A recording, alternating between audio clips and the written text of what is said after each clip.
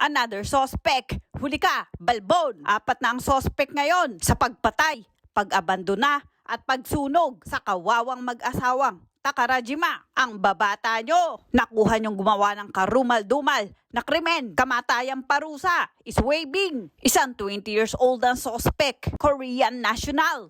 At isa pang 20 years old na suspect, kamakailan lamang ay nahuli. At kailan lang April 28, 2024, nahuli rin ang edad 28 na suspect. At meron pang isa, 25 years old, kamakailan lang din nahuli. Ngayon, 4 na ang mga suspects. Bukang ang Koreanong 20 years old ang pinaka-leader sa grupo na nag-utos patayin, sunugin ang mag-asawang Takarajima na tinali ang kamay at paa ng wire ng kuryente, pinalutan ng muka ng tape. Ayon sa autopsy, ang leeg sa buto ay bali-bali, ang buto sa ulo, ang bungo ay durug-durug. Hindi pa natuwa, kinaladkad ang mag-asawa, dinala sa bundok at saka sinalina ng gasolina at sinunog ang mga katawan. Itong bagong suspect na 20 years old ay isa daw kilalang artista.